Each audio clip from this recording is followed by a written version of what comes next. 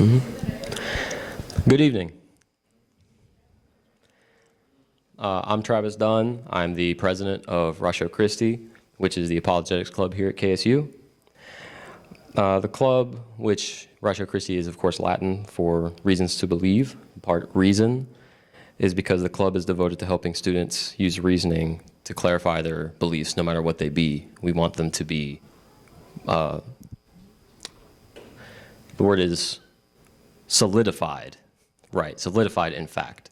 We don't want just blind beliefs of any kind. We want people to understand what they believe in, no matter what it is. Our club is open for any people of any religious background. Does not matter. We would like genuine debate, genuine discussion, and a learning experience above all. Tonight we have planned a topic of discussion for our astronaut here. This is Leslie Wickman. Before our club, we have a planned discussion each week. In addition, we try and leave enough time for there to be additional discussion topics and just major questions.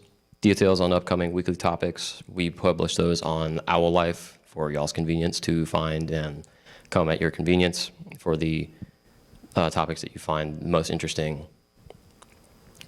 There are instructions on how to access Owl Life in the programs that you were given outside.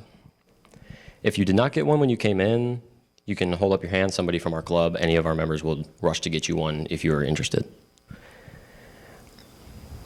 Anyone's available to join. Doesn't have to be a student, doesn't have to go to KSU. You don't have to be, you could be an adult, faculty. Literally, we want as many perspectives as possible. Just makes the club so much better. This is a special version of our weekly meeting tonight, though, as you well know. It has the same purpose, though. Our meetings, we want to explore the evidence and the arguments for and against Christianity and religion as a whole so that believers will have better equipped knowledge to defend their faith, and non-believers can find open-minded individuals with which to learn from, and vice versa.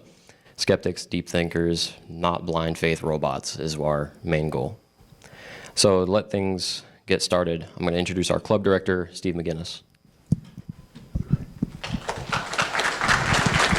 Thank you, Travis. So first of all, I'd like to thank Travis and all of the officers that have really helped make this event happen and will serve us through this year. Also, especially thankful for all of you who have chosen to come tonight, and I know it's going to be a memorable evening for you.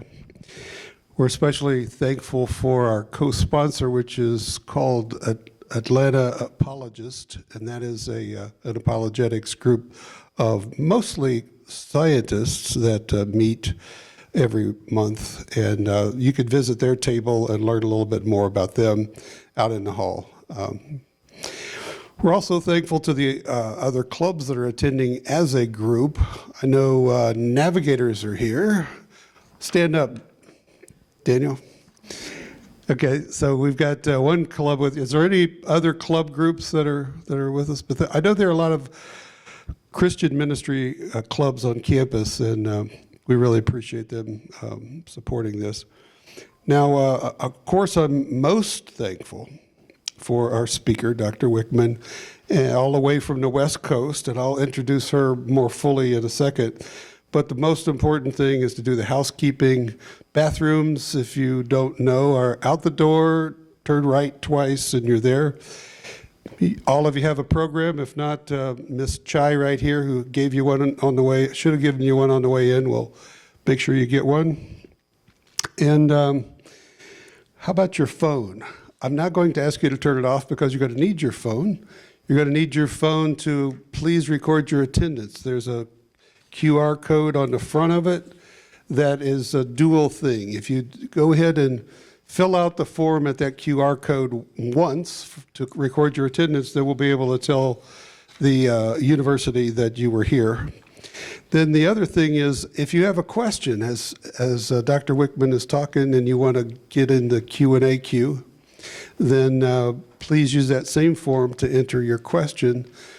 And we will then, I'll receive those at my computer, and we'll choose some questions from that list to ask Dr. Wickman in the Q&A section. Any questions about that? So we're not going to do pass the microphone because that can get a little bit out of hand and it takes a lot of time. So we're trying to do it a little more efficiently using the technology. Now let me say a word about why we are so thankful for Dr. Wickman to come and to speak to KSU students tonight. As Travis talked about, our Ratio Christi Club is interested in helping students think through some of the big questions of life, especially questions about Christianity.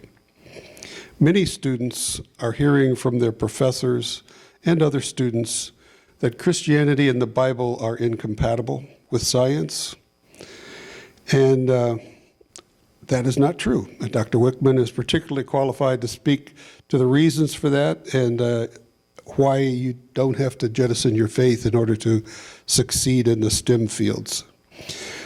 If I were to give her full credentials, that would probably take up all our time. She's had a very rich career, but the full bio is on the back of your program. You could look at that at your leisure. However, I do want to say something about her being an astronaut. In her humility, she challenged me and said, maybe you have overemphasized my title as an astronaut, and because I've never really been in space.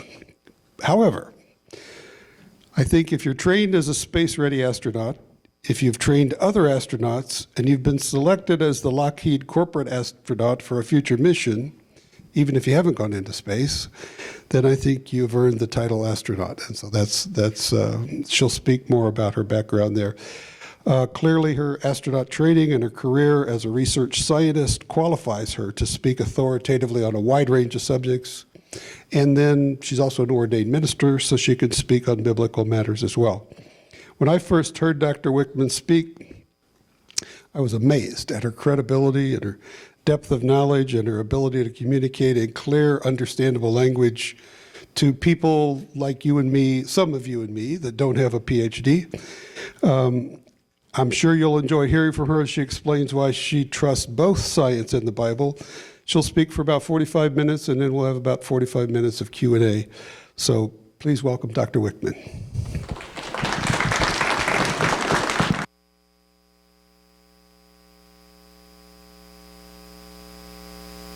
Hopefully I can live up to that wonderful introduction. But I just want to say that it's an honor and a privilege to be here with you tonight. And I am very passionate about this topic. It's something that I have worked in for many, many years, and I'm excited to share with you tonight. So a lot of people might think that even to mention science and faith in the same conversation is either argumentative or maybe confusing or maybe even oxymoronic. Or perhaps worse, they might think that they have to choose between science and faith. But I strongly disagree, and I'd like to tell you the reasons why that I disagree, as well as to hopefully convince you that science and faith are very compatible and that you don't have to choose between the two. So this is the topic that was addressed in my recent book, God of the Big Bang, which is available on Amazon, and what I'll be talking about tonight. And this is a topic that I find especially important for students and young people as well as church congregations, because some of you may be familiar with the Barna Group and David Kinnaman's work.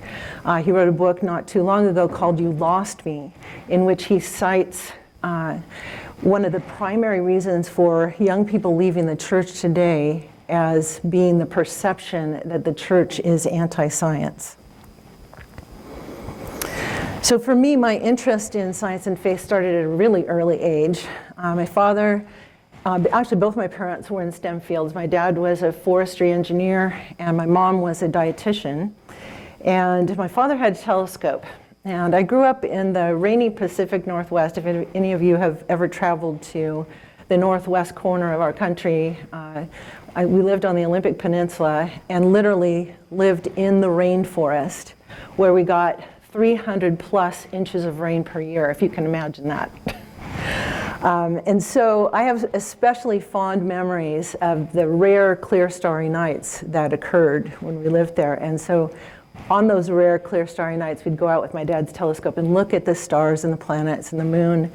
And having grown up in a Christian home, it was always with the understanding that God was the source of all of this wonder that we were seeing, both through the telescope as well as in the creation around us. But for me, gazing at the heavens particularly made me start thinking about the big questions in life. Things like, where did all of this creation come from? How big is it? How long's it been here? Why are we here? How will it end? And one of both my favorites as well as many of my students' favorites is there anyone else out there? Well, starry nights tend to do that to us. They make us think and feel and wonder about the really big questions in life. So as I said before, growing up in a Christian home, it was part of my worldview that God was the source of all of this wonder. But I went to secular schools all the way from grade school on through grad school. And I heard over and over again in my science classes that what we'd be talking about or learning about in my science classes would almost certainly contradict what I had learned at church or Sunday school. But even as a kid, I was probably 12 years old actually when I first encountered my the first teacher that claimed to be atheistic. He was in my biology class, and he would go far as to say, you know, your faith has no place here, and you might as well just check it at the door because the things that we're going to talk about will be contradictory. But as a 12-year-old kid, that still didn't make much sense to me. I thought, you know, if God is the source of all this wonder in creation that we see and that we study, how can God, the Creator, be contradicted by His own creation? So that was kind of an uncomfortable time for me, because as a kid, I just didn't know what to do with it. You know, I didn't have resources to turn to or people that I could talk to about it, and it was very uncomfortable.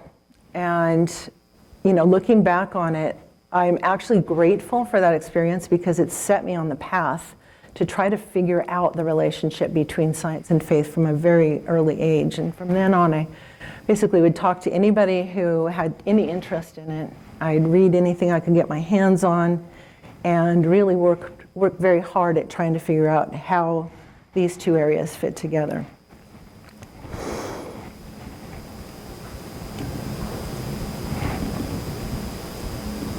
There we go. So in the middle of grad school, I started working at Lockheed Martin in Northern California on both the Hubble Space Telescope as well as the International Space Station programs. And before long, I was designated as Lockheed's corporate astronaut and went through literally hundreds of hours of simulations and training exercises, including getting my pilot's license, going through scuba training so I could participate in the neutral buoyancy simulations. I went through high altitude physiology training, parachute training, and flew aboard the NASA's KC-135 research aircraft, which is affectionately and accurately, I might add, known as the Vomit Comet. We can talk more about that later. And since then, I've done a lot of work with some federal think tanks, including the RAND Corporation as well as the Aerospace Corporation, on various Air Force studies, as well as NASA's Crew Exploration Vehicle, the Mars Exploration Rovers, and also some future lunar and Mars mission planning. And a while back, while I was teaching astronomy at Azusa Pacific University in Southern California, there was big news in the astronomy world about possible evidence for Einstein's gravity waves that he'd predicted way back. And of course, this was huge news in the astronomy world as more evidence for a Big Bang beginning to the universe. And I was asked by the university, as a Christian teaching astronomy, to meet with some various media people and give some interviews about a Christian perspective on what this big breakthrough might mean. And so I talked to a bunch of different media outlets, and eventually they came back and said, could you write an op-ed article for CNN's website? And can you do it within the next 24 hours? And so I was like, sure. And spent the next, well, I had to teach that night, so I went home, and from about 8 p.m. to 11 p.m. I wrote this article and sent it to the CNN editor, who titled it very provocatively, in a way that I actually found rather cringeworthy, both from the side of science as well as from faith. He titled it, "Does Big Bang Breakthrough Offer Proof of God?" And both as a scientist as well as a Christian, I'm very careful with that word proof, because there's a lot of baggage that comes along with it.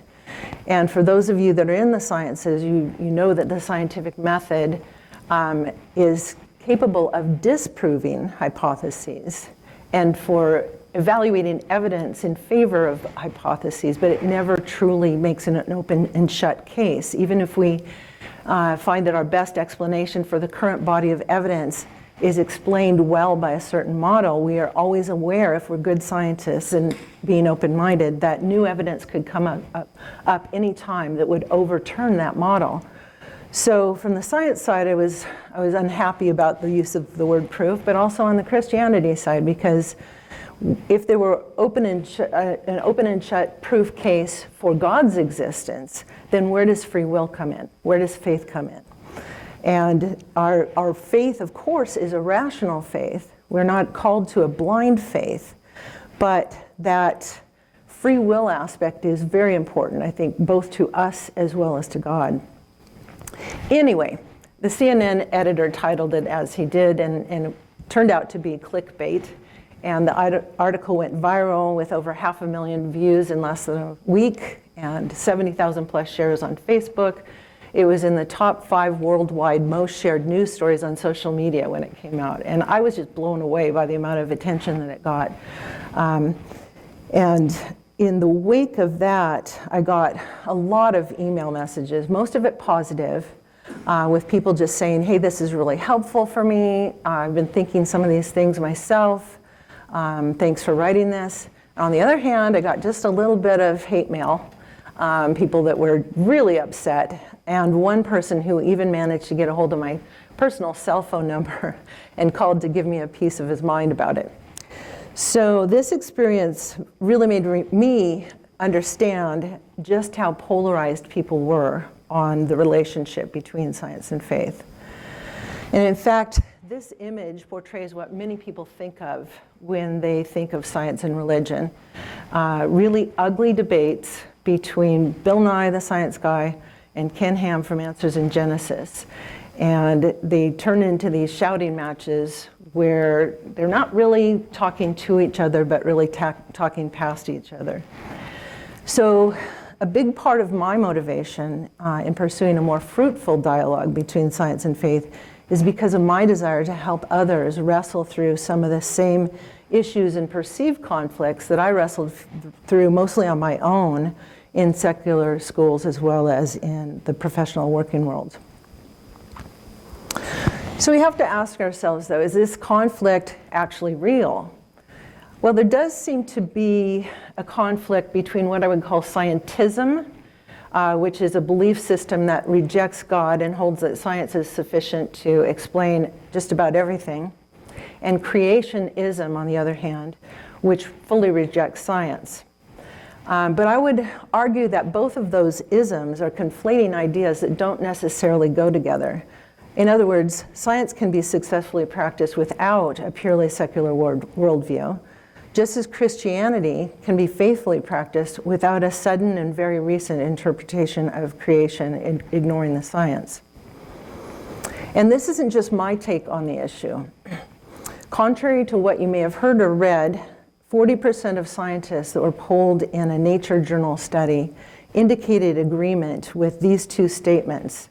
I believe in a God in intellectual and emotional communication with humankind, i.e. a God to whom one may pray in expectation of receiving an answer. And I believe in continuation of the person after death into another world. And then there was a more recent study by more recent and more broad-ranging study of scientists across the US by Professor Elaine Eklund at Rice University. And she found that fully 61% of practicing American scientists self-identify as Christian. And I have to ask myself, why isn't this more widely known? Because I think in our culture we have this perception that if you're a scientist, you're not a Christian. If you're a Christian, you're not a scientist. And it's obviously not true. So next I'd like to go over a few pieces of evidence that might help you understand why all these brilliant scientists believe in God. So for starters, let's go back to the beginning of the modern scientific movement, which arose in Christianized Western Europe. And science writer Michael Covington writes that Jews, Christians, and Muslims are all, of course, monotheists, and they believe in a creator who made a rational, orderly, understandable universe and gave us permission to investigate and utilize it, thereby legitimizing both science and technology and paving the way for modern science. And on the other hand, atheists can't explain why it's even possible for us to understand the universe. The quote at the bottom of this slide from Einstein states it nicely. The most incomprehensible thing about the universe is that it is comprehensible to humans. And as Francis Bacon, Galileo, and many others over the centuries have claimed, God is the author of two books, Scripture on the one hand and creation on the other. And furthermore, essentially all of the great minds behind the scientific revolution, they're listed here on this slide, were devout Christians. The next piece of evidence that unites science and faith is the Big Bang model. The Big Bang theory has often been called the most successful theory of the universe ever because all of our observational evidence so far is very consistent with it. The Big Bang model of the universe, which is based on evidence that the universe is continually expanding, is much more God-friendly than the model that was popular before it, which was the steady state model, which you might recognize as being exemplified by Carl Sagan's famous statement that the universe is all that ever was, and all that ever will be. The steady state model says that the universe always existed, and so there is no need to explain a beginning. But the Big Bang model supports the classical cosmological argument for the existence of God because it tells us that the universe did have a beginning. And the cosmological argument says that anything that begins to exist must have a cause for its existence. And also contrary to popular opinion, the Big Bang was not a chaotic explosion, but rather a very highly ordered event requiring vast amounts of information. The late physicist Stephen Hawking wrote, "If the rate of expansion 1 second after the Big Bang had been smaller by even 1 part in 100,000 million, the universe would have recollapsed before it ever reached its present state." And the odds of this happening just by random chance are worse than your odds of picking just one specific grain of sand out of all the sand on all the beaches of the world, and worse than the odds of picking just one star out of the universe full of stars. Any faster than this critical rate, then matter would have dispersed too rapidly for stars and galaxies to form, let alone planets. And in an interview with the LA Times, science historian Frederick Burnham has this to say about God and the Big Bang. The idea that God created the universe is a more respectable hypothesis today than any time in the last 100 years. So next, let's look at the classical teleological argument, which is perhaps the most commonly discussed argument for God's existence in today's technology and science-oriented society. And this argument claims that the design and the order that we observe in the natural realm point to a purposeful creator. The teleological argument goes hand in hand with the anthropic principle, which is also known as the Goldilocks principle or the fine-tuning argument. And it points out that just like all of the just right things that Goldilocks found at the Three Bears house in the story, both the Earth and the entire universe have a very long and growing list of characteristics that are just right for life. For some examples, the Earth is not too hot, not too cold, not too big, not too small. Our gravity is not too strong, not too weak. Our atmosphere is not too thick, not too thin, et cetera, et cetera, et cetera.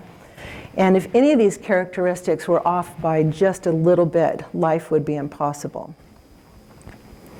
And even though thousands of extrasolar planets, or planets that go around other stars, have been detected, and perhaps many sun-like stars could support planetary systems, all of our space exploration so far has shown that our neighbors in space are not remotely capable of supporting life of any complexity. So if our planet Earth is just the result of some cosmic accident, surely we could find some attribute that could be improved upon. But when we look at all the special characteristics of the Earth that make it habitable, such as its distance from the sun, giving us just the right temperature, its just right gravity that holds on to the right atmospheric components, water in all three physical phases, the thickness of its crust, the 24-hour day-night cycle, its axial tilt giving us seasons, the magnetic field that protects us from charged particles from the sun and other sources, its unique moon and its atmospheric characteristics, we quickly realize that we live in a pretty unique and improbable place. And to change any of these essential attributes would decrease the likelihood of life existing or continuing to exist. And we see evidence of this life-friendly design, not just here in the solar system, but throughout the entire universe. For example, if the electromagnetic force were either stronger or weaker, chemical bonding would be dramatically altered, and we wouldn't have the right elements and compounds available for life. If the strong nuclear force that holds the nucleons in the nucleus of an atom together were stronger or good for longer distances, all of the protons and neutrons in the universe could be stuck together in one gigantic mass. If the strong nuclear force were weaker, the only atoms that could form would be hydrogen. In either case, very hard to build a life-friendly universe out of those. If the expansion rate of the universe were slower, or the mass density greater, or the gravitational constant greater, the universe would collapse back onto itself. If the expansion rate of the universe were faster, or the mass density lower, or the gravitational constant smaller, stars and planets could never have formed. And there are to date over 300 of these finely tuned characteristics that if you change them at all, tweak them at all, the possibility of life goes away, and that list is growing daily.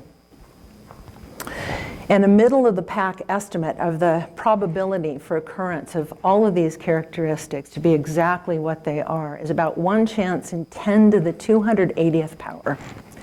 That's a number that's pretty hard for us to get our brains around, so let me see if I can bring it down to earth a little bit, so to speak, no pun intended.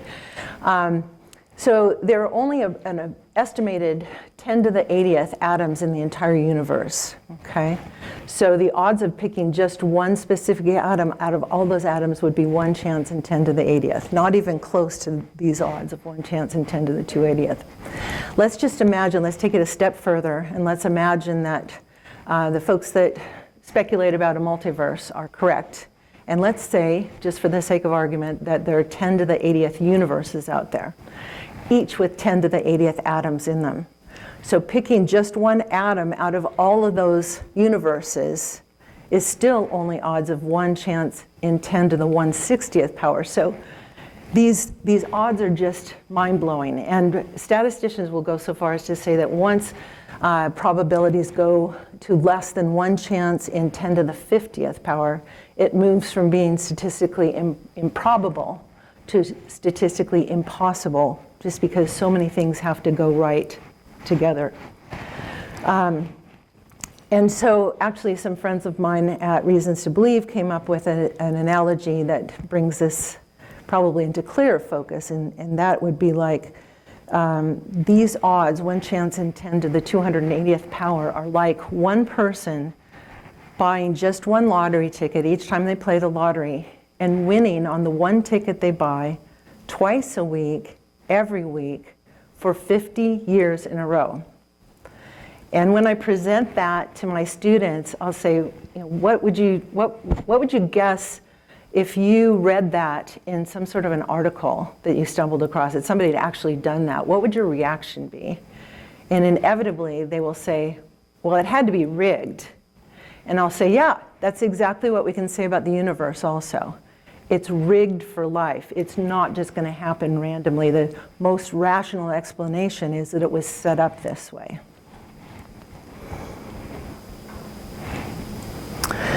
And so overwhelming is this evidence of biofriendliness throughout the universe that currently the main counter-argument to the involvement of some type of creative intelligence is the multiverse hypothesis. And of course, the multiverse hypothesis speculates that there may be an infinite number of parallel universes, each with a different set of physical laws, and perhaps our universe was the only one among all of them to randomly get the set of physical laws just right so that life can exist. And of course, there's no way for us to either verify or falsify the existence of additional parallel universe, at least so far. So the multiverse theory technically doesn't really qualify as a scientific argument.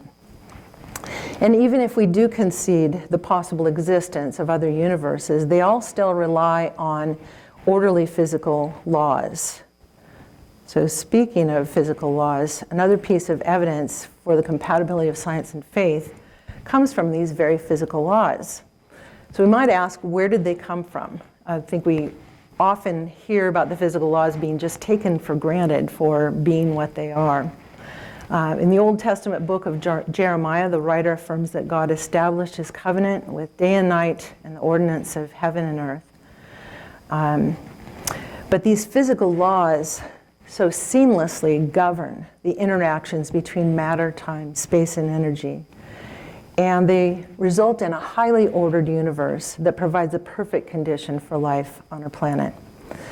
If we try for a minute to imagine a universe without fixed physical laws, we would have utter chaos with no order. And the physical laws of nature might seem capriciously dictated until we realize how synergistically they work together.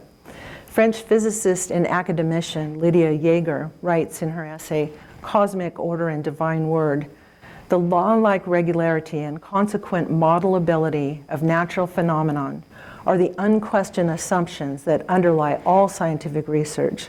But common to all except for the most extreme relativist is the conviction that there is some basic deep order in nature that allows for the emergence of meaningful scientific practice.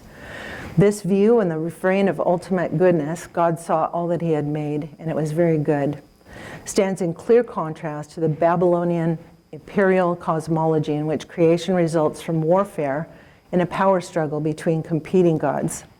In particular, laws of nature are not self-explanatory.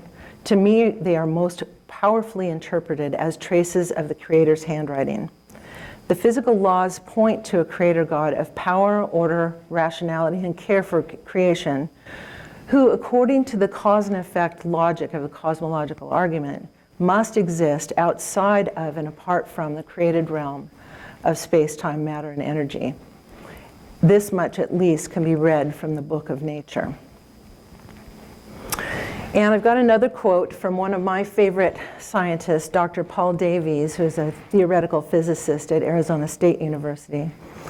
And I'll summarize what he has to say. Basically, he's saying that the bio or life friendliness of our universe is extravagant, way more than what we need or might expect from random chance. If random chance were responsible for this universe, we might expect to barely survive, but probably not to be able to thrive or flourish. And he goes on to comment about the multiverse hypothesis, saying, multiverse explanations still need to assume the existence of laws of some sort, so they do not offer a complete explanation of the law-like order of the universe. Finally, invoking an infinity of unseen universes to explain certain features of the universe we do observe seems the antithesis of Occam's razor. It is an infinitely complex explanation. You may remember from a beginning philosophy class that Occam's razor basically says that the simplest explanation with robust explanatory power is more likely to be correct than a complex one. So he's saying that appeals to a multiverse hypothesis are infinitely complex. And quantum mechanics is something that I've spent quite a bit of time thinking about too. And I'm not going to spend a whole lot of time on this, but it gives us something to think about, I think. So I wonder if quantum uncertainty at the subatomic level provides the space wherein God intervenes supernaturally. So Einstein and other deists who believe that God set everything in motion, created time, space, matter, and energy, and then stepped back, initially reacted negatively to the uncertainty that's implied by quantum mechanics. And most theistic scientists today think that God intervenes sparingly in the natural realm. But our orderly universe is governed by physical laws, and the consistency of those laws is really what makes it even possible to do science in the first place. So if God intervened haphazardly and at his whim, overruling those laws, order would cease, cause and effect would be decoupled, free will would effectively be rendered meaningless because actions would have no predictable consequences. So perhaps this quantum uncertainty allows the space for God to intervene and do miracles without violating the very laws of physics that he established. I have a colleague at Wheaton University that says, maybe God is in the business of making the improbable probable. And we can kind of apply that to the statistics that I just went over for the anthropic principle and these incredible odds that we had to overcome in order to get the universe that we live in that's life-friendly. So to summarize the evidence that science and faith are compatible, first of all, we have modern science being established by devout Christians. We have many famous scientists, both past and present, that have faith, and examples of Christians that are top-notch scientists. Next, the universe had a beginning, therefore a beginner, or cause, is both the Big Bang cosmology and classical cosmological argument for the existence of God assert. Next, the universe having orderly physical laws, and then also the fact that we have this amazing amount of fine-tuning in the universe that goes along with the classical teleological argument for the existence of God. And finally, quantum mechanics allows for the improbable, or what we might call miraculous, without violating those physical laws. So the perceived conflict between science and faith is simply not real. And there will always be people at the extreme ends of any spectrum. But I believe that science and faith complement rather than contradict each other. And if each are understood correctly, they provide a great meeting place for conversation and perhaps even mind-altering dialogue. And as Proverbs 25:2 says, it is the glory of God to conceal a matter and the glory of kings to search it out. And in my view, this is a wonderful poetic description of the working partnership between God as creator and humans as curious scientific explorers. As Romans 1:20 tells us, if God truly is the creator that we believe him to be, then he will reveal himself through what he's created. And science can even be an act of worship in searching out God's revelation of himself in nature.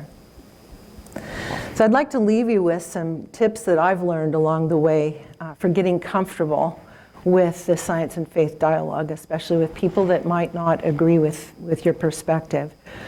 So first, let's approach the dialogue with humility and grace. For as St. Paul writes in 1 Corinthians 13:12, now we see through a glass darkly. In other words, we don't know everything. We don't have all the answers. We're in this together in terms of searching things out. Next, do your best to understand the spectrum of positions and arguments on all sides. Realize that most people are on a journey, still figuring out where they stand. And recognize that these issues are not fundamental to your faith. They may be stumbling blocks for people in coming to faith if they think that science and faith are not compatible, but that in themselves they're not fundamental to your faith. Then learn to live with the tension. It's okay not to have it all figured out right now. You don't have to have all the right answers. And last but not least, don't let the arguments or disagreements upset you. And finally, especially in these challenging times that we find ourselves in, we all do well to heed theologian Rupertus Maldinius' advice. He says, in essentials unity, in non-essentials liberty, and in all things charity. Thanks very much for your attention.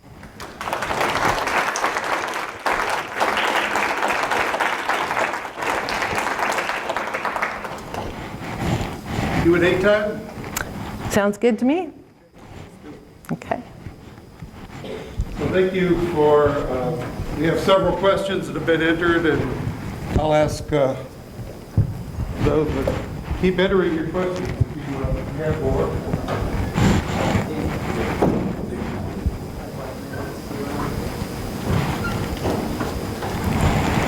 So I think I may pass you this microphone because you can hear better than through your lapel mic. But so here's one. This is from Amber. She's a student here at KSU. And it says, for the argument that most atheists use against Christianity, why believe in something we can't see? How would you respond to this argument with both Christian and scientific evidence? Thanks for the question, Amber. Wow, that is a lot louder. I hope you guys could hear me when I was speaking. Yeah, so in terms of believing in the unseen, so I think one great example of that is we all believe in things that we can't see. For example, our thoughts, right? It's very hard to find any material way to describe our thoughts, and we have them regularly. So that's something I think that is an example that we can all relate to.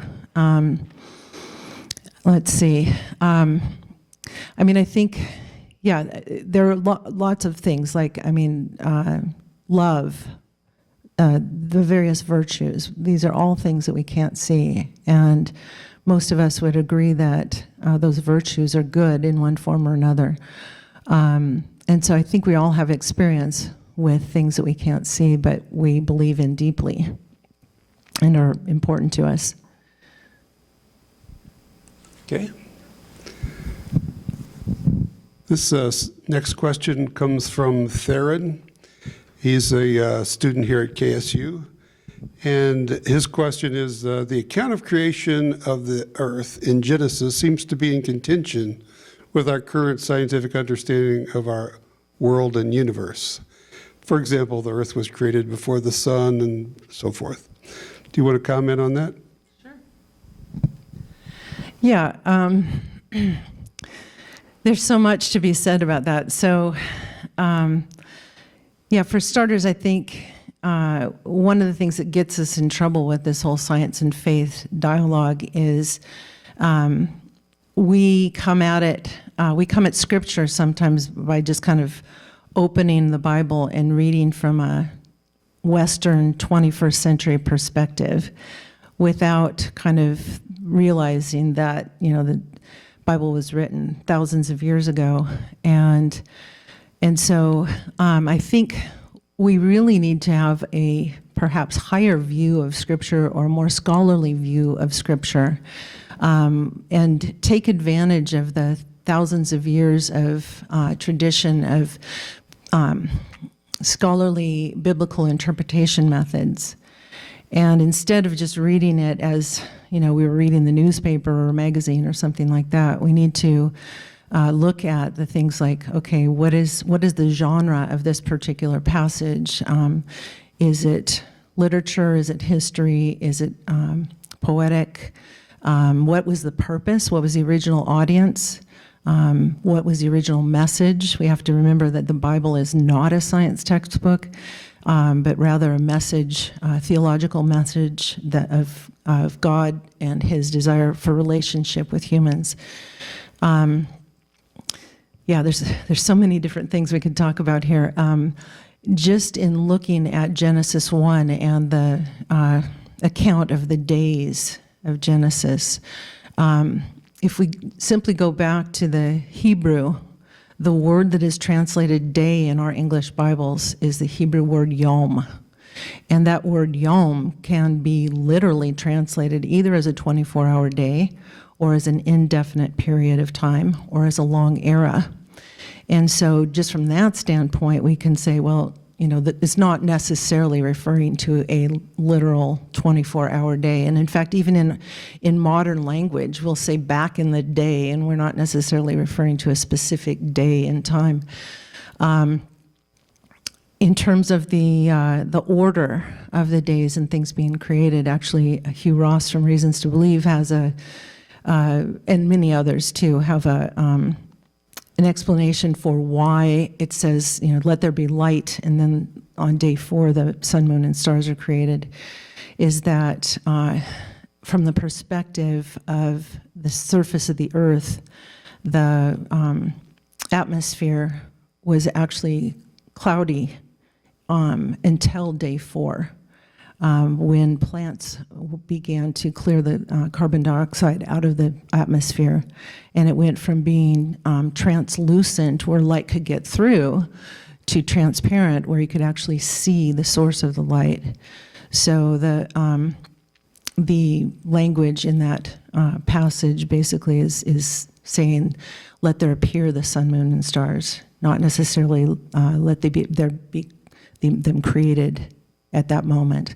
But again, like I said, there are a lot of different ways that you can look at that. But first and foremost, I would say that the Bible was never meant to be a science textbook. And in fact, one of the things I talk with my students about a lot is, if God had inspired the writers of Scripture to write in terms of the most advanced science that ever would come along, and even let's just say the science of the 21st century, and the writers were to write about quantum mechanics and dark energy and dark matter and all these things that the original audience would have no knowledge of, it would have sounded like gibberish at best, and perhaps black magic or something, at worst. And so most biblical scholars believe that God inspired the writers to write in the science of the day so it would have meaning to the original audience.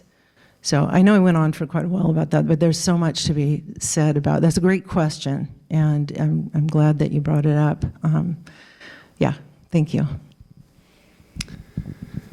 All right, good questions. And they're coming in fast and furious. So here's the next one. This is more personal. Before we get back to the challenging scientific ones, what are some of your most challenging moments as a Christian in a STEM field? She doesn't want this microphone. I'm trying to think. I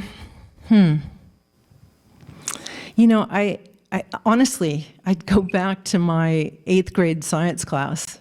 That was actually probably the most challenging experience I ever had, because once I started figuring this out, I just saw more and more compatibility everywhere I look. And in fact, one thing that I find very encouraging is that the more we learn in science, the greater compatibility there is with the God of the Bible.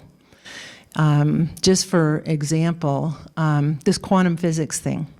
So prior to quantum mechanics, determinism was kind of the order of the day, with Newton and Descartes talking about the universe as a machine, and that cause and effect just moved forward, very predictably, very methodically.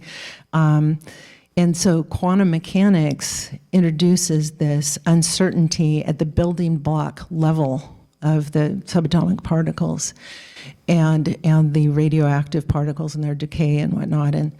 And so it introduced this uncertainty that even Einstein was uncomfortable with, as well as other physicists of that time.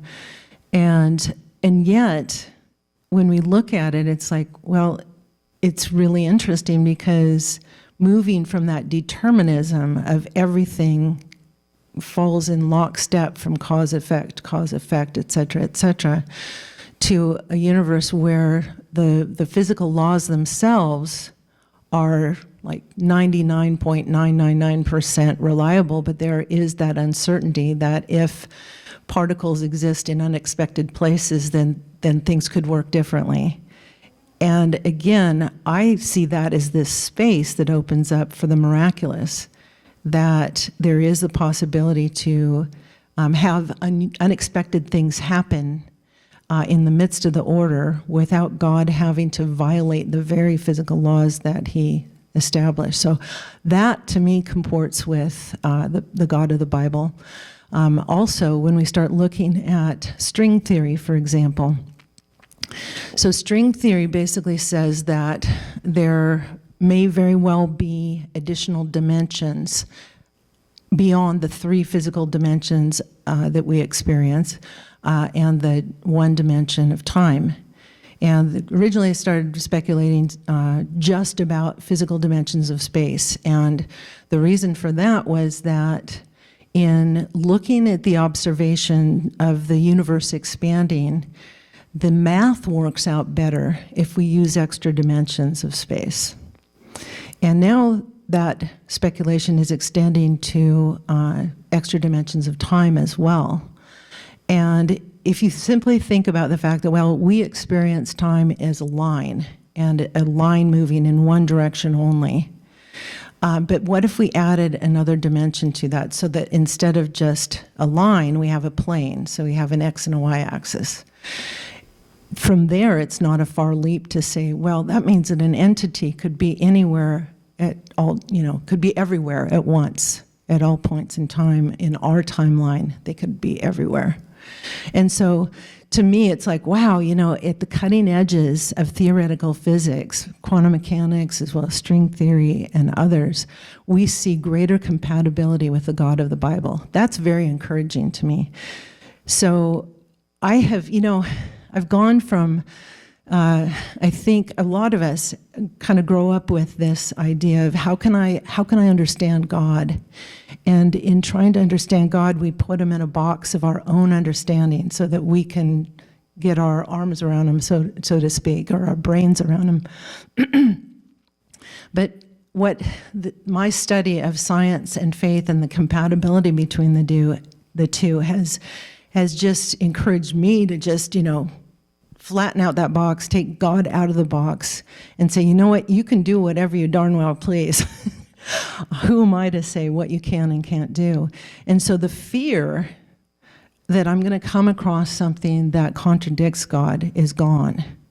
So like I say, when asked the question about, what's been the most difficult for me to be a Christian in the scientific space, it goes back to that junior high class in biology. Like I say, since I've been, spending so much time kind of figuring out the compatibility, I'm just like, bring on any new concept. My view of who God is has been so expanded that I'm open to the possibility that God created life elsewhere.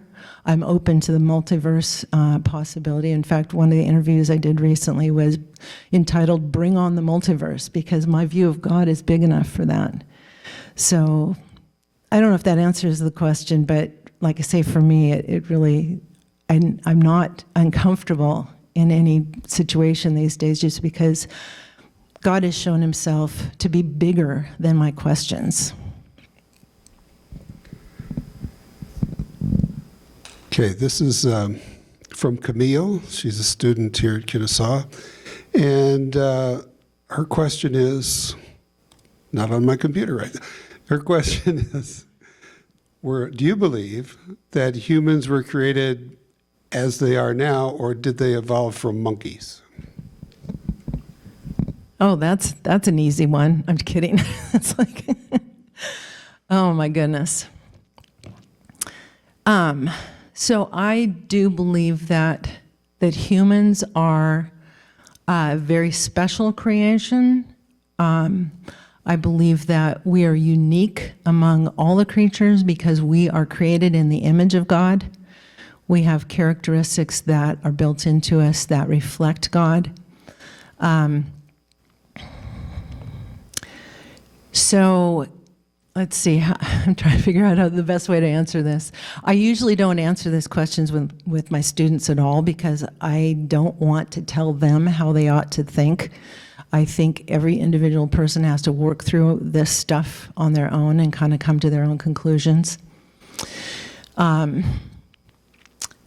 have a great quote from Billy Graham that I resonate with, and he basically says, whether God created humans as a brand new creation, unique in every way and not related to any previous life, or whether God created humans through a process, it doesn't matter as to who we are and who we are in God's image.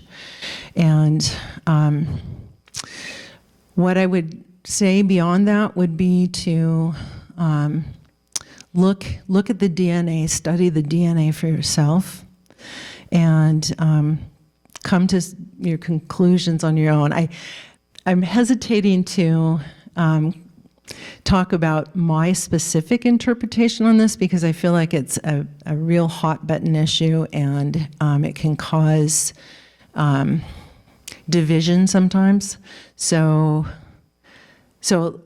like I said, I kind of stand with Billy Graham on this, and it doesn't matter whether God used evolution to get us to humans, because if he did use evolution, he still breathed spirit into us. He created us as the image bearers and gave us that spiritual aspect that none of the other creation has. And I'm fully convinced also that God could have created Adam from the dust of the ground and created Eve from his ribs. So none of us were there to watch. And so I think it would be pretty arrogant of me to say that I know how he did it. Easy questions, huh? So we have several from Olivia, who's a student here, and I like this one, so I'm going to ask it. What do you think of astrology? Oh, boy. You guys are throwing me softballs here. Okay, so astrology, very interesting. So there's a really cool article written by astronomer David Levy. He's a famous astronomer that was part of the team that discovered the comet Shoemaker-Levy. And he wrote about this very topic, well, at least something that's related to it. So he talks about how he was describing the Christmas star, and it was in actually a newspaper article. And it was around Christmas time a number of years ago. And he talked about how the Magi were essentially astrologers in their day, and that they were watching the heavens, and that they saw something unique happen in the constellation Leo, which was representative of the lion of the tribe of Judah, and a conjunction of the star Regulus, which is the king's star, with, I believe it was both Jupiter and Venus. So Jupiter, Venus, and this bright star Regulus all came together in the sky. And these astrologers, magi from the east, saw this and knew that it would be a sign of an important royal birth in the tribe of Judah in Israel. And so back in that day, astrology was kind of a mixture of astronomy as well as some faith-based beliefs. But what I find remarkable about this story is that God used that understanding of the sky, but also the understanding of the significance of the different constellations, to point out Jesus' birth to the world and not just Israel. So, I think it's gotten very corrupted. Astrology isn't what it was back then, and there are a lot of crazy beliefs that go along with it. And in fact, here's another interesting little tidbit about astrology. is that the original constellation, so the Earth precesses on its axis like a top, okay? And it's, I think the period of that precession is somewhere around 26,000 years. And so the North Pole has not always pointed to Polaris, and it will not continue to, so it rotates around like a top and points a different direction. Well, what that has done over the thousands of years has changed where the constellations line up with where the sun is in a particular constellation. So what the newspaper tells you is the astrological sign that you were born under, so to speak, is off by a full month. So, I mean, that just shows you what kind of nonsense it is today, because, you know, even the quote unquote signs that astrologers today say that you were born under, they're all off by a month because of this precession of the equinoxes. So I don't hold astrology today in any kind of esteem, but it did play a role back thousands of years ago. I think we should take a question from a non-student. So here's one from Wally. What impact does theology have on science? Can't theology and science exist independently of each other, since they impact different elements of human nature? So I think that we as human beings created in the image of God, it's very difficult for us to compartmentalize our brains to say, okay, I'm only going to dedicate this part of my brain to faith or theology and this part of my brain to science or whatever other discipline. I think we, as individual people, are integrated wholes. It's every part of us that makes up who we are. And so I think that being able to, I would say, reintegrate science and theology is important. Yeah, I mean, I think people do live with those two compartmentalized in their brains, but I think it's a very difficult way to live as a holistic person. Yeah, I know people try to do that, but I think that we don't, as individuals, do a very good job of that. I think, you know, it's very hard for us to live with any kind of cognitive dissonance where one field that you believe in or you study or trust tells you one thing and another field tells you something else. I think that's very difficult to live with. Yeah.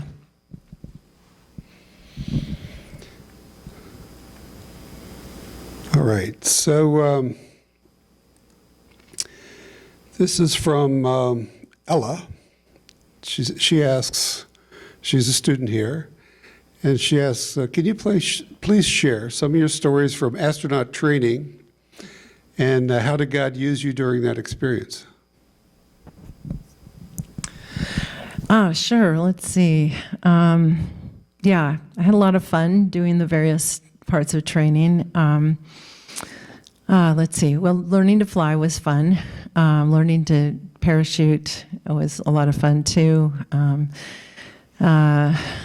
Yeah, it was the water tank simulations that we did, which is NASA's primary way of simulating various tasks like assembly or repair tasks for the space station or space telescope. Those tests were kind of long and grueling. I mean, it was fun to be able to participate, but it was also a lot of hard work. Let's see. In addition to the water tank and the flying, and I mentioned the vomit comet already. Vomit comet, I will say, the first time that I went on it, I did get sick, and I wasn't expecting to get sick. It's funny when you are a newbie. Well, actually, everybody, you put a flight suit on, and they give you a bunch of bags, barf bags, essentially to stuff into your pockets in the flight suit, just in case you get sick. And the very first time you fly on it, they don't want you to take any motion sickness medication because they want to use you as a statistic to determine what percentage of people get sick the first time around.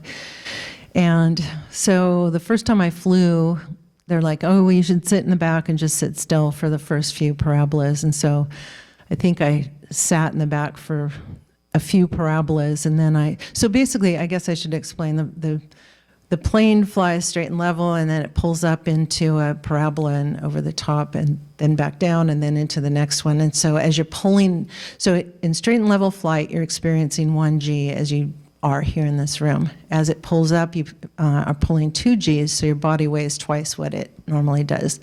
Over the top of the parabola, you get about 18 to 20 seconds of weightlessness. So you float around over the top of the parabola, and then as you're pulling out, you pull 2Gs again, then you level off in 1G, and then go straight into the next parabola. So you imagine yourself up around 25,000 feet or so, and this is typically in Houston and cloudy skies, so even if you could look out the windows, you have no frame of reference. So it's kind of like being on a pretty violent roller coaster without being able to see where you're going. And so anyway, after the first few parabolas, I got up and I started floating around and doing somersaults and this and that. And after about, 10 or 15 parabolas, I started feeling a little queasy. So I decided I better go sit down, and a few parabolas later, I got sick. And once you get sick, it is absolutely miserable because they are not going to turn around for one sick passenger. So you have to go through the rest of the flight and make use of those barf bags. So that was interesting. Yeah, there were a lot of fun things that we did. Yeah, I could go into more detail, but I'm not sure that you guys are interested in that. So in terms of how I feel like God might have used me, I was always pretty outspoken about my faith. And I think, I find the scientific material that some of which I referred to tonight is a great starting point for conversations. And people respect it. It's like, I've had conversations with people where, somehow we'll get around to, oh, what do you do? And, different aspects will come up, and I can start a conversation about the anthropic principle. And did you know that there's this very long list of universal parameters that have to be just exactly what they are in order to get life anywhere in the universe? And that can be a starting point for a really interesting conversation. And so I like to think that God used me in the aerospace industry and just being willing to talk to people, I think. And one of my favorite apologists is Greg Kokel, and he's with an organization called Stand to Reason. And one of the things that he likes to say is, I just want to put a pebble in somebody's shoe and give them something that's going to bug them until they figure it out. And I kind of think, all we have to do really is plant seeds and give people something to think about. We don't have to be combative. We don't have to have arguments. But we can just give them things to think about that perhaps they haven't considered, and let the Holy Spirit do the rest. All right. Enough of the easy questions. So this comes from Caleb. He's a student here at KSU, and he's asking, is it immoral to build defense weapons such as fighter jets, even though they will be used to kill people? Man, oh man, you guys, you're giving me some tough ones. Yeah, it was interesting. I took a class in grad school it was called The Ethical Engineer. And these are some of the questions that we wrestled with there. And I came out of that class kind of a pacifist. And so even though I was going to work for Lockheed, who has their missiles side as well as their space side, the defense programs and NASA programs, I really wanted to work pretty much exclusively on NASA programs and was able to do that for the most part. I have worked on some Air Force projects, but they're mostly around national security, not so much defense per se. So yeah, I mean, I definitely have struggled with that over the years. And what I will say though is actually, I don't know if I mentioned in my talk, but my undergrad degree was in political science. And so I was actually really interested in international relations. And I came back into engineering kind of the hard way, but I really felt like God was moving me in that direction. But through my time in poli-sci and being very interested in international relations, I was thinking through a lot of these questions myself, and you know, there is an importance of preserving a way of life that you believe strongly is the best way of life. In terms of what I'm talking about, of course, is freedom. And, you know, freedom comes at a price. And I believe that we have to have a strong defense in order to protect that. And so, you know, I mean, we look at countries that do not have democracy and freedom and are persecuted for their faith. And you know, just the absence of freedom to believe as you wish and practice your religious beliefs without persecution is a precious gift. And so again, like I say, I've come to understand that it's necessary to have a strong defense in order to preserve that freedom. So I mean, it's a difficult issue. There's no question. One of my favorite authors is C.S. Lewis, and I'm sure that many of you are very familiar with C.S. Lewis. And in one of his books, you know, he talks about the problem of evil, of course, and the classical problem that people wrestle with when considering faith. And one of the things that he said was perhaps physical death is not the worst possible thing that can happen. Perhaps physical death might be seen as protecting us from worse horrors. And so I think keeping that in mind helps too. But, you know, again, they're very difficult questions. These ethical questions, not only around defense and military spending, but also in ethical uses of AI. I mean, this is something that is very up close and personal with many of us right now. And, you know, as we look back over the history of our science and technology development, we see that frequently the technology gets out in front of the ethical framework with which to use it wisely.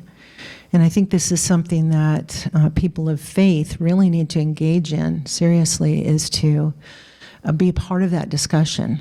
You know, what does it mean to use technology ethically? And what are some of the boundaries that we need to put around that?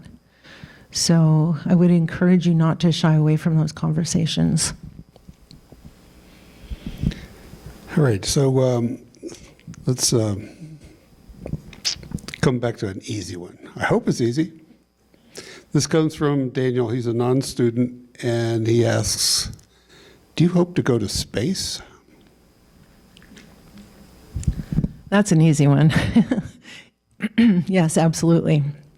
So, yeah, I don't know. I mean, it's something that I definitely turned over to God a long time ago, because there's so many parts of the decision-making process that I have absolutely no control over. All I can do really is make myself as qualified and ready for the possibility as I can. And I did get a phone call a few years back asking if I'd be interested in a private public mission that would go to Mars. And I said, yes, absolutely. Don't know if that's ever going to come to fruition, but I also got an email from NASA not too long ago from their astronaut office encouraging me to reapply for their program. So who knows? I would absolutely love to go. I would jump at the chance. And my kind of a way of living life has always been to follow God through the doors that he opens. And similar to this sort of situation, I feel like, who am I to say no to an opportunity that God brings my way? So that's kind of my outlook on it. This is sort of related from Amber, a student here at KSU. Why haven't humans gone to Mars, but we were able to go to the moon? Great question. Well, there's a whole lot of reasons we haven't gotten humans to Mars yet. One is because it's a lot more complicated and takes a lot more energy to get humans to Mars than it would to the moon. The moon's a lot closer. It's within Earth's gravity well, so to speak. Whereas to go outward in the solar system away from the sun, not only do we have to overcome Earth's gravity, but also the sun's gravity in going outward towards Mars. So it takes a lot more energy to get there, and it's a much more complicated mission and a lot further. So as NASA looks toward planning human missions to Mars, well, actually, let me back up to the mission that I was called about a few years back, which was going to be a flyby mission. And all that was going to do is basically leave Earth and fly around Mars and come back. And that mission was going to be about 500 days long, so about a year and a half, just to, like I say, go around Mars and come back. And that's due to the distance between them. And so NASA is looking at mission planning, and they would do what they call a conjunction class mission, where Earth and Mars are both on the same side of the sun, and they're as close to each other as they ever get. So Earth, Mars, and the sun would all be lined up in one line. And so you can do one part of the mission, either going there or coming back when the planets are in alignment. But in NASA's planning, they're basically saying we could do that one direction, but the other direction we'd have to do it when they're out of conjunction. So the travel time when the two planets are in conjunction with each other is only about 4 or 5 months. When they're not in conjunction with each other, it's 18 months. And so if you just couple those together, you're looking at nearly 2 years of travel. And then once you're out there, you're going to want to spend some time on the surface of the planet. So you're looking at least like a 3-year mission. And so far, in terms of space flight, the longest missions that we've had have been just barely over the 1-year mark on the space station. And we see that all the astronauts come back from that pretty severely physiologically deconditioned. So the absence of gravity, or floating around in microgravity on the space station, it's not good for the human body. And it causes muscular deterioration, cardiovascular deconditioning, bone loss, excuse me. And we only have data for what happens to the human body after 1 year in space. So, it's a bit of a scary proposition to say, okay, we're going to send astronauts on a 3-year mission and bring them back. So some of the issues that we're trying to figure out is, how do we keep the astronauts healthy on a long trip to Mars? What are some of the things that we can do to try to keep them in good physiological condition?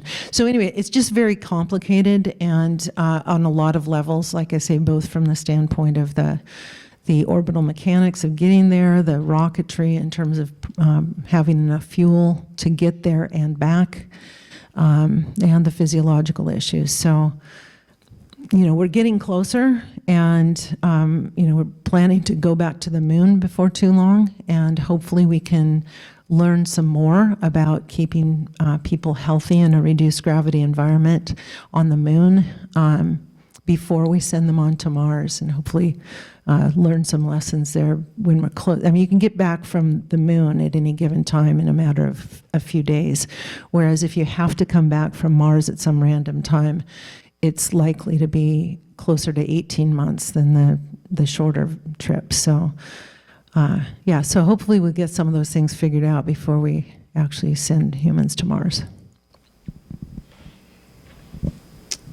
Okay, this is another one from Olivia, a student here at KSU. Is it common for scientists in your field to also value spirituality? Now, she's got another question, but I'm just going to ask you the one.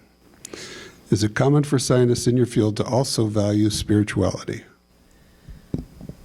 Well, I think I showed a couple of statistics, and I think it's a lot more common than we tend to think that scientists would be spiritual. In fact, when you look at the statistics across the entire world's population, the combination of atheist and agnostic percentage-wise for the worldwide population is only about somewhere between maybe 5 and 7% of the world's population. And that's, again, combining atheist and agnostic, which basically says that the rest of the world's population have some spiritual beliefs.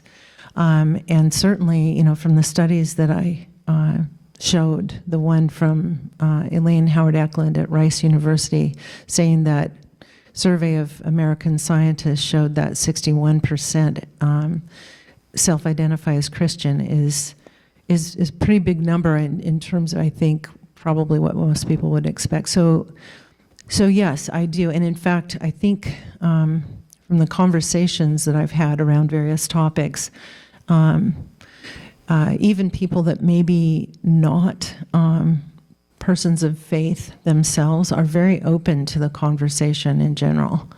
So it's a very small percentage of people who don't believe, or don't believe that there's anything out there.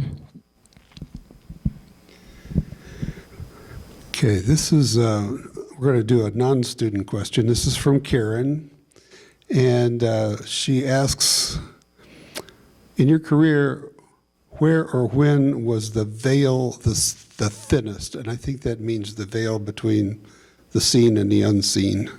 But good question. It's a great question. Wow, it's a great question. I feel like that it happens a lot for me whenever I kind of learn something new about the universe.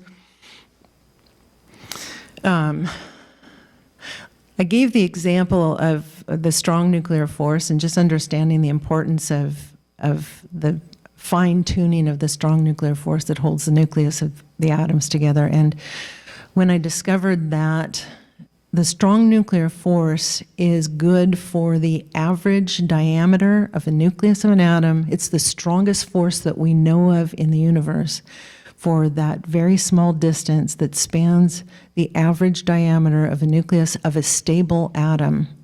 And beyond that distance, it abruptly goes to zero. It doesn't taper off like gravity does. It doesn't taper off like the electromagnetic force does. And yet without it, we wouldn't be able to build any kind of a universe. We wouldn't have any building blocks bigger than subatomic particles. And if it were stronger or good for longer distances, we'd have this massive glob of subatomic particles all stuck together. Another one was, and I know, I geek out on this stuff, so forgive me if it sounds really nerdy to say this, but it's these kind of scientific discoveries that I'm made aware of, and I'm like, oh my gosh, that's just incredible. Another one is the fine-tuning of Earth's gravity. Earth's gravity is just exactly what it needs to be to hold on to large amounts of water vapor, which is absolutely essential for life. So you might remember from a chemistry class somewhere along the line that water molecules weigh 18 grams per mole. And so Earth's gravity is just exactly right to hold on to large amounts of water vapor. Otherwise, the water vapor, if it was any weaker, would escape into space. And yet it's not strong enough to hold on to large amounts of methane and ammonia, which are 16 and 17 grams per mole. So just barely heavier, yet poisonous.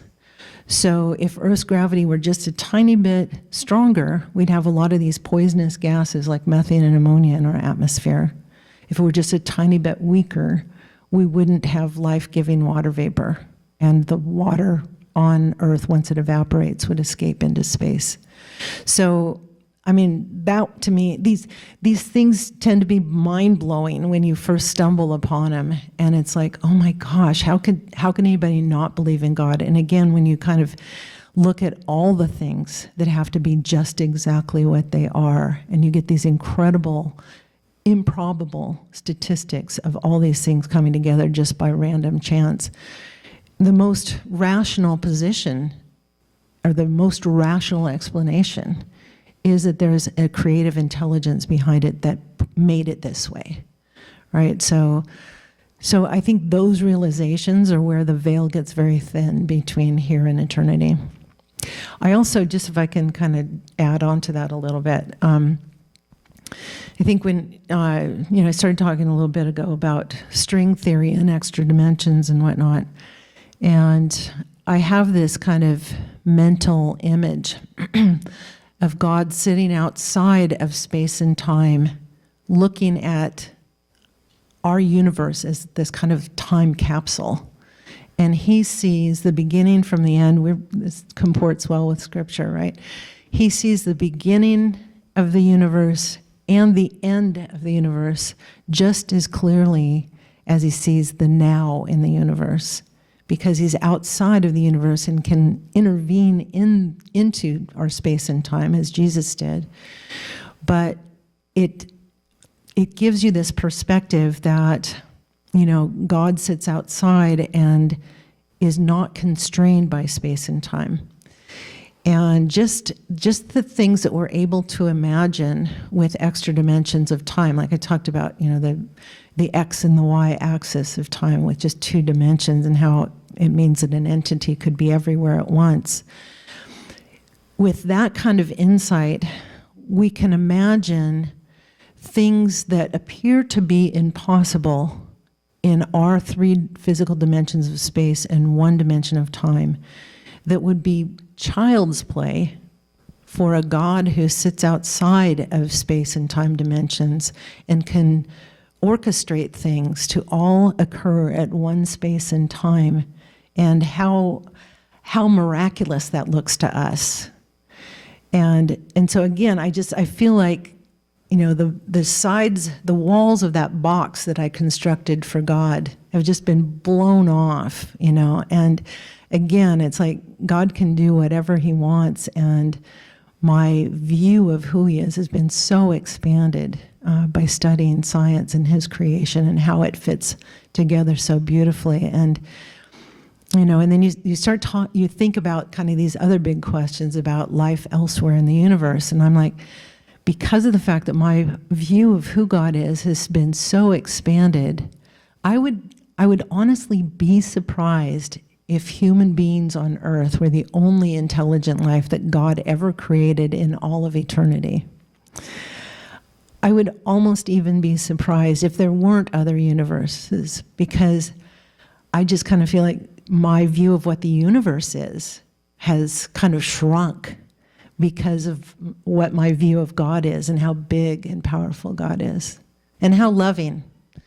Again, I think that a lot of people, when they look at Romans 1:20 about the truth about God can be seen through what he's created, a lot of people would look at that and say, well, yeah, we can see that he's powerful, he's mighty, he's creative, these things. But I would argue that if you look more deeply, you see a God of love in addition to his power and might, because he didn't create this place that Paul Davies speaks of, the universe. If it were to come together just randomly, we would see a much less life-friendly universe. We're not a biology experiment. We're able to flourish and thrive in the world that God created for us. And to me, that speaks to a God of love. He's not just trying to see how bleak the circumstances are that life can survive in. He's given us the conditions that we can go beyond our physical existence and think about the big questions and the meaning of life and the purpose for our being here. I think that there are so many questions we're not going to get to here, and I appreciate all of you submitting them. But I think we'll just have one more question, and then Travis will come up and close us. Travis, by the way, I don't know if he introduced himself, but he's the president of our Ratio Christi Club. And so he's going to come up in a minute after one more softball question. What made you want to be an astronaut? This is from a student, Ryland, here at KSU. Okay, so it goes back to that early experience that I referred to with my dad looking through the telescope at the heavens and seeing the stars and the planets and the moon, and just kind of that sense of awe and wonder about what else is out there and how almost beckoning it feels. And I think we all are born with curious minds and kind of wanting to explore in a sense. And so, from that time where my interest was piqued in space to, I was in college and kind of thinking, well, what do I want to do with my life, and I've always been pretty athletic and enjoyed adventure, and so I thought, I'd like to do something that kind of combines my intellectual curiosity as well as my spirit of adventure. And so I thought, being an astronaut would be pretty cool. And I have a little story, if I can take just a couple more minutes. I'd mentioned that I grew up in a Christian home. One of my most formative experiences growing up was when I was 9 years old, and I went to Bible camp, and there were missionaries that were speaking at the Bible camp, and the missionaries were from Africa, and God just laid on my heart that He was perhaps calling me to the mission field. And here I am, 9 years old, and I was just really distraught about this idea of leaving my family and friends and my home and going overseas and living in a place that I was completely unfamiliar with. And I was so upset about it that I went back to my cabin night after night and cried myself to sleep for a few nights. And after a few nights, I just fully surrendered to God. And I said, I'll do whatever you want me to do. And I can remember that, even though it's been many decades ago, I can remember that like it was yesterday. And I remember being just flooded with this amazing sense of peace. And ever since then, I've looked at that experience and just said, I'll go where you want me to go. I'll do what you want me to do. I've gone on quite a few short-term mission trips, and every time I've gone, I've always thought, if you want me to stay, let me know, And what I've come to figure out just by the doors that God has opened for me is that my real mission field is in reconciling science and faith and helping other people to understand they don't have to choose between the two. All right. Thank you so much. Let's express our appreciation.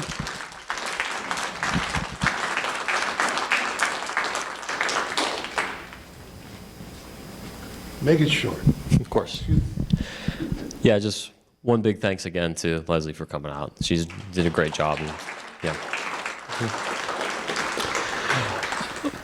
I want to thank all you guys for coming out. I know it's late, but we had a great turnout. Everybody really, just a great time here learning from Leslie. And we also want to thank our co-partners, Atlanta Apologists. They have a stand out in the hall. Be sure to stop by there. They have free books out there. And so, yeah, thank you guys so much for coming. It was a great night.